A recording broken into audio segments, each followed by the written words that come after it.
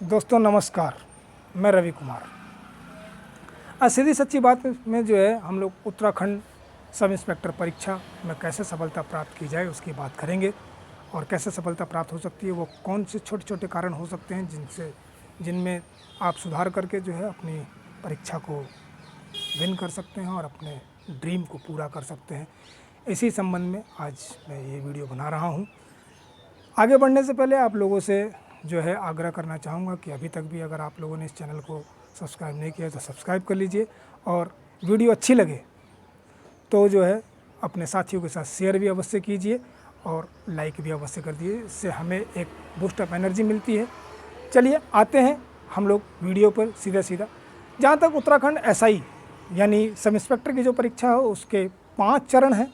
मेरे अनुमान से 5 चरण है। 5 चरण में से आप लोग एक चरण, जैसे कि आप लोगों ने देखा होगा कि एक मनुष्य के 16 संस्कार होते हैं। 16 संस्कारों में से बहुत से लोगों के 14 संस्कार लगभग पूरे हो चुके हैं और जो है अब 2 संस्कार बाकी हैं। किसी का बस 2 लास्ट वाले, एक विवाह वाला संस्कार और जो है एक मृत्यु संस्कार, ये 2 संस्कार बचे हुए हैं। इसी प्रकार से जो है इस परीक्षा के भी मैं 5 चरण मानता हूँ। 5 चरण में अपनी योग्यता के अनुसार पहला जो है योग्यता के अनुसार पहले फॉर्म को फिलअप करना, वो आप लोग कर चुके हैं। दूसरा चरण है शारीरिक नाप जोख की, जिसमें जो कि वो अभी सितंबर माह में होनी प्रस्तावित है, जो जून में ही होनी थी।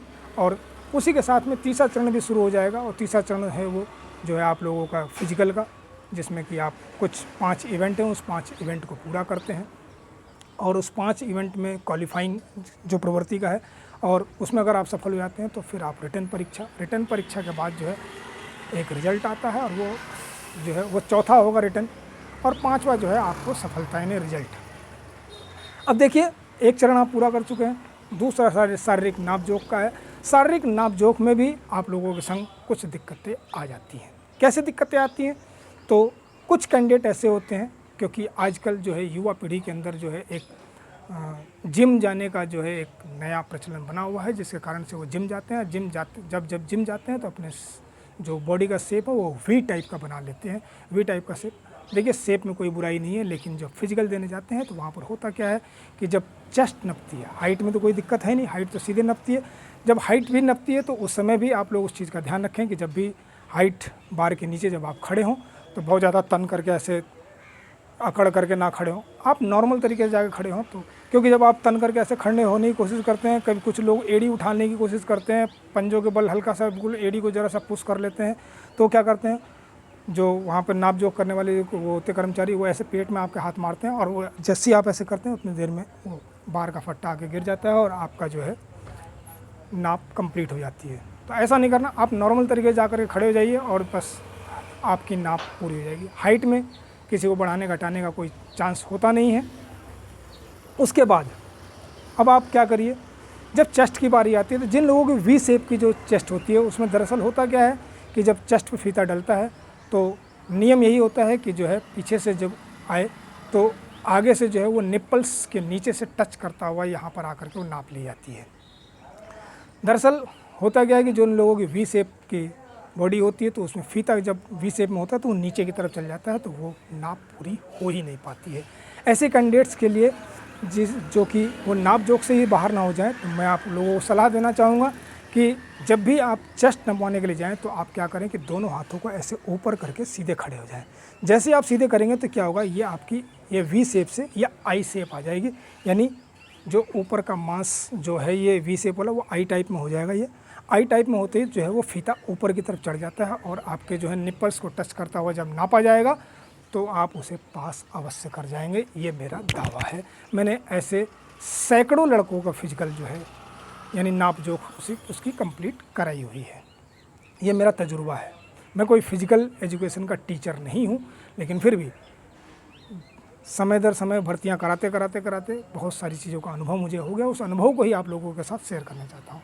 अब आपका आता है तीसरे में आपका जो है वो 5 इवेंट्स होती हैं, जिसमें बॉल थ्रो, लॉन्ग जंप, दंड बैठक, चिनिंग अप और रेस।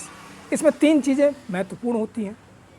सबसे पहले बॉल थ्रो में भी बहुत सारे लंबे चौड़े लड़के जिन लोगों को खेलने कूदने का, क्योंकि आजकल ग्राउंड भी धीरे धीरे कम होते चले जा रहे हैं और उस तरह के गेंद से खेलने का प्रयास भी नहीं रहता, तो बहुत ज़्यादा हाथ पैर अब चल नहीं पाते हैं। तो बॉल थ्रो का आपका अभ्यास करना है। बॉल थ्रो करते समय आप लोग साइंस के साथ में बॉल थ्रो करें। ताकत, शरीर की ताकत से तो चाहिए ही चाहिए, हाथों में ताकत चाहिए, लेकिन उसके साथ साथ में अगर आप साइंस के नियमों का पालन करते हैं तो जो है बॉल थ्रो क्वालिफाइंग दूरी तक बड़े आराम से चली जाती है। कि बॉल थ्रो करते समय एंगल जो होता है बॉल थ्रो का वो 45 के एंगल पे फेंकना पड़ता है, और जिससे जब वो नीचे आके गिरती है तो सबसे लंबी दूरी वो गेंद तय करती है। तो ये विज्ञान का नियम कहता है, उस विज्ञान के नियम के हिसाब से ही आप 45 डिग्री का एंगल बनाते हुए अगर बॉल थ्रो करने का प्रयास करते रहेंगे।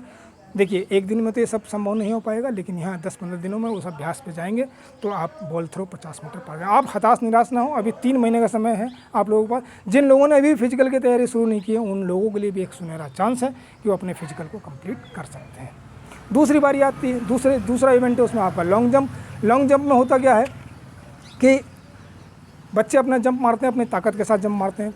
बहुत से लोग नंगे पैर मानते हैं। नंगे पैर मैं कहूँगा कि कोशिश नहीं करनी चाहिए, क्योंकि वहाँ कभी कोई कंकड़ उंकड़ पैर में अगर आपके चुभ जाए तो आपका सारा फिजिकल वहीं का वहीं ख़राब हो जाता है। इसलिए एक आप जूते जो हैं ले लीजिए, और जूते वैसे हों जो स्लिप ना करते हों, कम से कम उस तरह के जूते होने चाहिए जिसमें थोड़े नीचे कुछ गुटके टाइप के लगे हुए हों, जिससे कि वो स्लिप ना करते हों। क्योंकि जंप मारते समय जो है वो कभी कभी होता क्या है कि जूता स्लिप कर जाता है, या भागते समय भी जूता स्लिप करता है। रनवे जो आप जिस रनवे पर दौड़ रहे हो उस रनवे पर दौड़ते समय आपका जूता स्लिप कर सकता है, तो आपके पैर डगमगा सकते हैं और आपके जो है किसी प्रकार की इंजरी भी हो सकती है। उन सब से बचते हुए आप लोग क्या करें कि एक अच्छा जूता खरीदें और जंप मारते समय प्रयास करें। मैंने जितने भी लॉन्ग जंप करने वाले एथलीट्स हैं उन लोगों को लगातार नोटिस किया हुआ है। नोटिस करने के दौरान मैंने पाया कि ज़्यादातर विश्व के ज़्यादातर जो है लॉन्ग जंप मारने वाले जो खिलाड़ी हैं वह अपने लेफ़्ट फुट से जंप को ऊपर उठाते हैं। यानी पहले लेफ़्ट फुट जो आखिरी में पड़ता है और वहाँ से जंप को टाइप करते हैं, और उसके बाद हवा में भी अपने पैरों को आगे की तरफ और बॉडी को आगे फेंकने की कोशिश करते हैं। यह प्रयास आपको भी करना होगा। और 13 फुट आप लोगों को क्वालिफाइन है, आप लोगों को 14 फुट की प्रैक्टिस करनी चाहिए, जिससे कि किसी प्रकार से कोई स्टेप कभी आगे पीछे रह भी जाए तो आप क्वालिफाई तो उस मैच को कर ही जाए। 30 बाकी जो है चिनिंग अप आपके हाथों की ताकत होती है।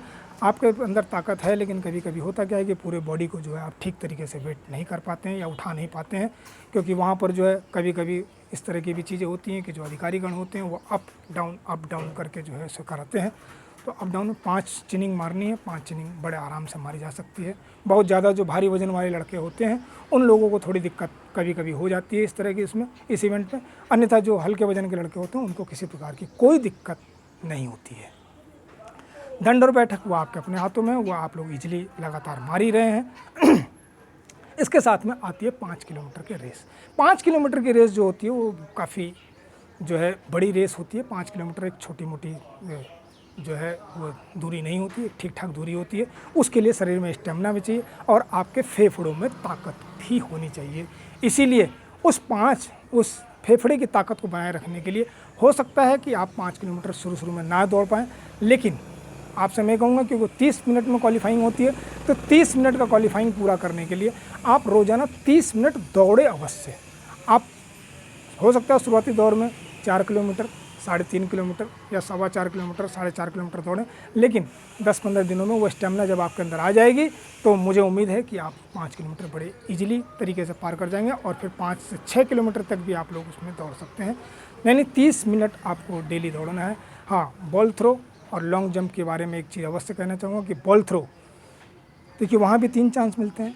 अपने जब प्रैक्टिस ग्राउंड पे जाते हैं तो 3 बार से ज़्यादा, अगर एक बार में क्वालिफाइंग हो जाती है तो उसके बाद बॉल ना फेंकें, क्योंकि आपको अपने शरीर को भी बचाना है इंजर्ड होने से, और साथ साथ में आपको अपनी थकावट से भी बचे रहना है कि आप थके नहीं, क्योंकि आपको पढ़ना भी है। क्योंकि एक लंबा एग्ज़ाम है, 300 नंबर का एग्ज़ाम है और सिलेबस भी बहुत बड़ा है, तो उसे पढ़ने के लिए आपको समय भी चाहिए। अगर आप थक जाएंगे तो सो जाएंगे, इसलिए ग्राउंड पे ज़्यादा समय व्यतीत ना करें। मेरा ये मानना है कि ग्राउंड पे जो है आप 40 से 50 मिनट का समय लें। 5 मिनट वार्म अप करने के लिए, 10 मिनट वार्म अप होने के लिए, उसके बाद 3 बार बॉल थ्रो करें, 3 बार ही लॉन्ग जंप मारें। क्वालिफाइंग अगर पहली बार में हो जाती है तो उसके बाद छोड़ करके जो है आप रेस वाली इवेंट को अपना करें, और दंड बैठक जो है आपकी इजीली पूरी हो जाती है। 5 बार चिनिंग अप मार करके आप उतर जाइए। तो इतना फिजिकल जो है करने में आपको 40 मिनट का समय लगने वाला है, और 10 मिनट वार्म अप करते हैं। यानी आप मैक्सिमम 1 घंटे इसमें दें, और वो भी एक ही टाइम दें। गर्मियाँ बहुत पड़ रही हैं, इस गर्मियों में आप अपना खास ख्याल रखें। दिन भर जो है अपने शरीर के अंदर पानी की कमी को पूरा करते रहें। पानी आपके शरीर में कम नहीं होना चाहिए लगातार, नहीं तो क्या होता है शरीर आपका सूखने लगेगा और कमज़ोर पड़ना शुरू हो जाएगा। इसलिए पानी की कमी को जो है पूरा करने के लिए आप इस मौसमी फल जितने भी आते हैं, तरबूज, खरबूज, खीरा, ककड़ी, इनका लगातार सेवन करते रहें और नियमित मात्रा में जो है पानी भी पीते रहें और अपने शरीर को स्वस्थ बनाए रखें। और इसके बाद जो इसी के साथ साथ देखिए फिजिकल इतना आपने कर लिया, आप थके भी नहीं, थोड़ा सा रेस्ट किया, उसके बाद आपको पढ़ाई भी करनी है, दिन भर आपका अपना पढ़ाई का शेड्यूल भी होता है। उस पढ़ाई का शेड्यूल कि कैसे उस सिलेबस को जो है क्योंकि वो एग्ज़ाम जो है आप लोगों का रिटर्न एग्ज़ाम लगभग दिसंबर माह में प्रस्तावित है, तो अभी 6 महीने बाकी हैं। 6 महीने में एक अच्छी तैयारी हो सकती है और मैं कह सकता हूँ कि गारंटेड आप उस एग्ज़ाम को पास कर सकते हैं। इसीलिए जो है आप उसकी रूपरेखा भी अभी से ही तैयार कर लें और जो है लगातार थोड़ा लगातार चीज़ों को, टॉपिक्स को पढ़ना भी शुरू करें। अब उन टॉपिक्स को कैसे तैयार करना है उसके बारे में आप लोगों को नेक्स्ट वीडियो में जो है मैं आप लोगों को गाइड करूंगा कि कैसे जो है आप उसकी तैयारी भी करते रहें। देखिए ये तैयारी लगातार करते रहें। केवल मैं अभी भी फिर दोबारा कह रहा हूँ कि ग्राउंड पे केवल 50 मिनट से 60 मिनट तक ही अपना व्यतीत करें, फालतू समय ग्राउंड पर ना बिताएं। मैंने बहुत सारे अभ्यर्थियों को देखा है कि 3-3 घंटे 4-4 घंटे 3 घंटे सुबह घूम रहे हैं ग्राउंड पे, 3 घंटे शाम। दिन भर आप ग्राउंड पर रहोगे, थक जाओगे तो पढ़ोगे कब? ये एग्ज़ाम जो है ये तन और दिमाग दोनों का है। ये आपको रिटन में ही पास होना है और फिजिकल भी पास करना है। इसीलिए जो है इस युक्ति को आप अपनाएंगे तो मेरा मानना है कि आप अवश्य सफल होंगे। बिल्कुल ये मेरा दावा है। मैं गारंटी तो किसी चीज़ की नहीं दे सकती। ये देखो मैंने भी अपने अनुभव से सारी बातें पाई हुई हैं और आपको अनुभव से ही बता पा रहा हूँ।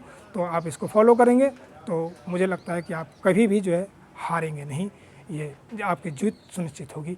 बस इसके साथ ही आज इस वीडियो का जो है अंत करना चाहूँगा। हाँ, एक बार आप लोगों से पुनः आग्रह है कि अगर ये वीडियो आपको अच्छी लगी हो तो लाइक एंड सब्सक्राइब कर लीजिए और इस वीडियो को अधिक से अधिक अपने दोस्तों के साथ शेयर भी करें, जिससे कि जो है अन्य लोगों को भी इसका लाभ मिल सके। नमस्कार, मैं रवि कुमार।